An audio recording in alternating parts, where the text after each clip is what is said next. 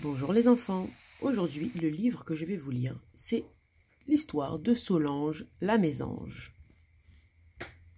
Et l'auteur, eh bien les enfants, l'auteur je crois que vous le connaissez, c'est Anton Krings, c'est l'auteur, le même auteur que l'histoire de Mireille l'abeille, l'histoire de Léon le bourdon, que je vous ai déjà lu en classe.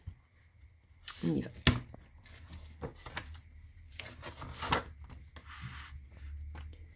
Dès l'arrivée du printemps, les oiseaux se mirent à gazouiller sur les branches du vieux sapin encore endormi.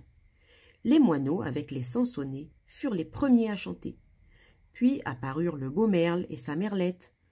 La grive musicienne est de retour d'un long voyage, les roucoulants ramiers. Bientôt, jusqu'à la cime de l'arbre, tout ne fut que chant de joie et tendre sérénade. On ne pouvait imaginer plus doux réveil pour le vieux sapin.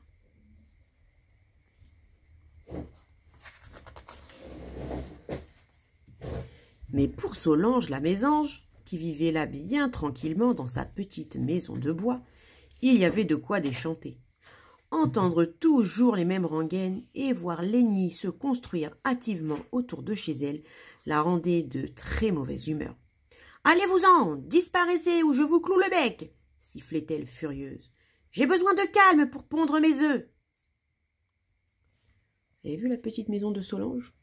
Elle ressemble un petit peu à la mienne. Mais les bâtisseurs se contentaient de rire et reprenaient leur travail en chantant de plus belle.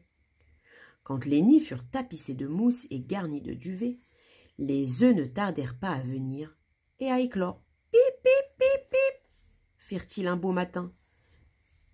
« Maintenant que ça ne roucoule plus, ça piaille » soupira alors la mésange qui n'arrivait toujours pas à pondre.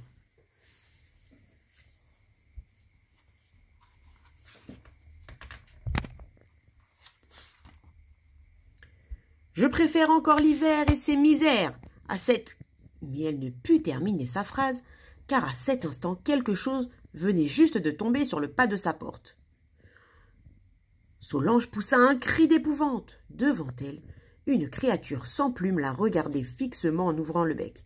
« Voilà, il ne manquait plus que ça, le petit tombé du nid !» s'exclama-t-elle indignée.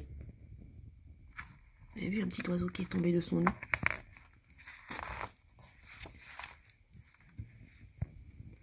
Puis, s'adressant à l'oisillon, elle lui demanda d'une voix rassurante. « Où se trouve ton nid, petit ?»« Coucou, coucou !» répondit aussitôt l'oisillon en sautillant sur place. « Montre-moi au moins une branche !» insista la mésange d'un air agacé. « Coucou, coucou !» répondit de nouveau l'oisillon.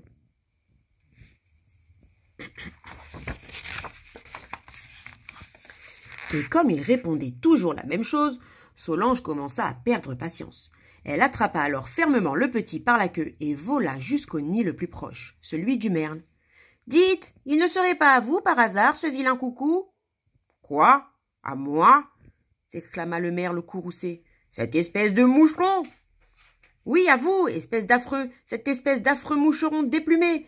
renchérit la mésange en s'envolant déjà vers un autre nid. On dirait qu'il n'appartient pas au merle.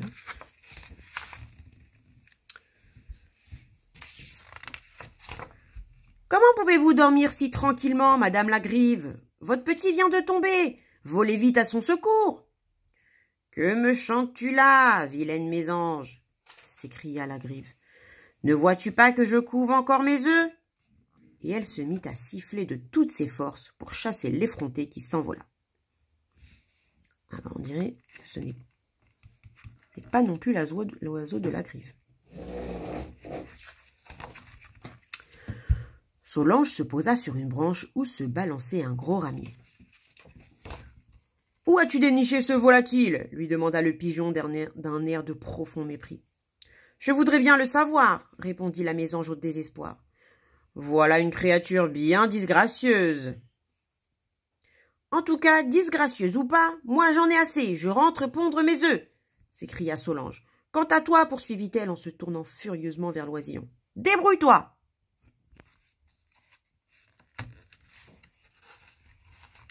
Et elle s'en alla à tire-d'aile, espérant ne plus jamais le revoir. Mais c'était sans compter sur la ténacité de la petite créature qui revint aussitôt se poster devant chez elle. La mésange, fatiguée par tant d'insistance, renonça à le chasser et le fit même entrer pour avoir la paix.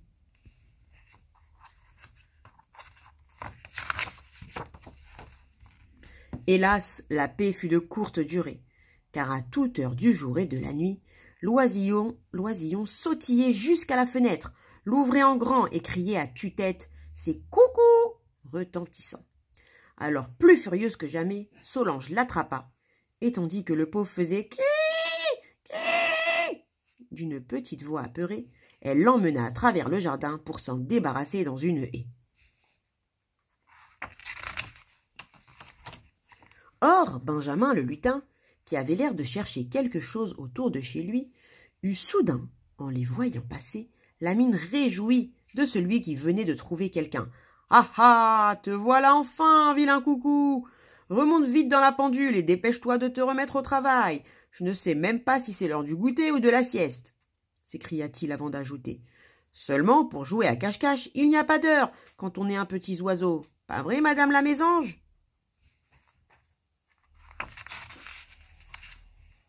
Vous avez vu les enfants? En fait, c'était le petit oiseau de l'horloge de Benjamin le lutin.